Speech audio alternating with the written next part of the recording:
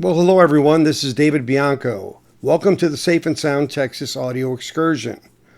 So we may be starting to wrap up a bow around the MOFI scandal, as yesterday, May 11th, Robert L. Robart of the Western District of Washington in U.S. District Court found that the complaints toward the settlement that was decided on earlier, the $25 million settlement that was made before the first litigants in the MOFI scandal, the Tuttle case as it was called, was found to be a sound settlement because these other lawyers had basically the clients who also had filed similar lawsuits and believed that there was some degree of sneaky business or collusion that was done between MOFI and the initial litigant and their legal team to get to the lowest possible offer. But the bar of proof you need for collusion is pretty high. You've got to have very strong evidence of intent and records that show that that was done, whether they're email, texts, whatever it might be.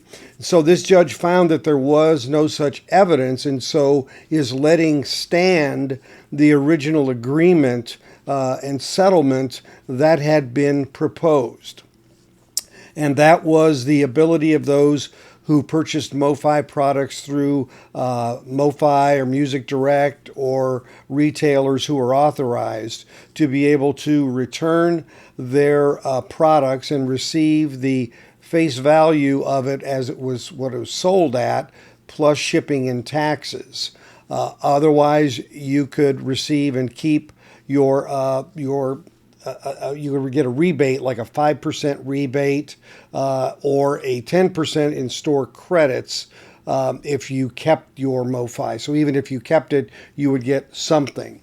And so that settlement is where things are headed. In October, they're going to meet again in case there's any other evidence or information that is brought forth to affect that in the sense of creating any question about it.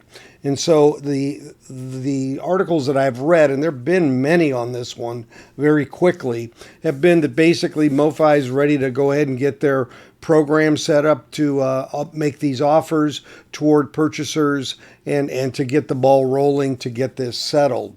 So at this point, it really does look like that's going to be the deal, so to speak. And so for some of us who have bought their products, who are totally satisfied with them, of course, this doesn't mean anything. For those of us who may have a title or two that we are disappointed in and didn't like, or bought multiple copies of maybe that we thought we could resell maybe an extra copy and the bottom has fallen out, we can at least get our money back for that. My guess is those are the type of scenarios that are going to be involved. I can't honestly imagine anybody's going to be returning any one-step Abraxas LPs when they can get really high dollars through Discogs or eBay for those.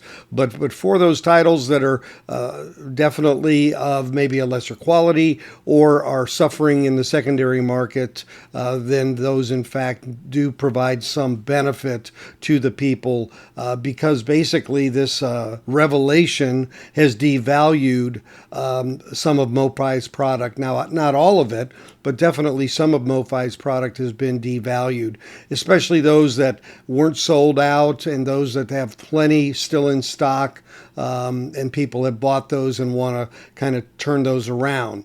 Again, I imagine they may be deciding to not do that now and just holding on and processing this through MOFI. Now, for anybody who attained any of these through a secondary market or anything like that, used, let's say, online or whatever, I'm not so sure that they're going to have any restitution because I believe you have to have evidence that you bought it through MOFI directly or through Music Direct online, or you bought it through an authorized retailer and have evidence of that purchase.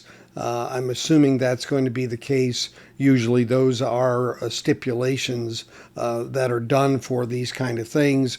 Otherwise, it might be kind of Katie bar the door. So anyway, that's the update. I think it's been out there a lot. There's been a lot of articles this time giving this information. So basically, this ended up being the early bird got the worm. The early litigants and their lawyers proposed a settlement to MOFI, and they thought it was fair, and they got ahead of the curve.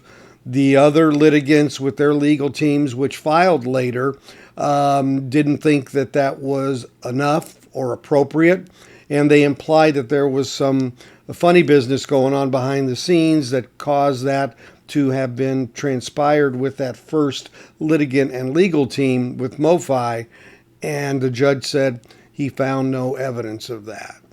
So let's see how it all shakes out in October when they finalize this, and hopefully there won't be any more shenanigans and it'll be a done deal.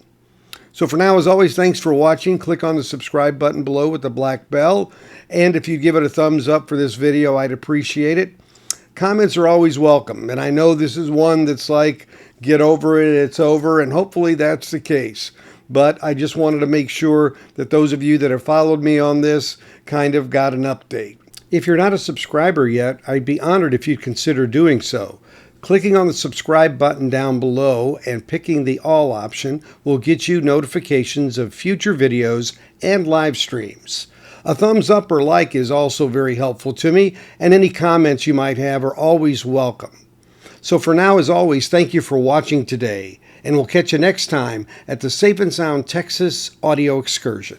Take care, everybody.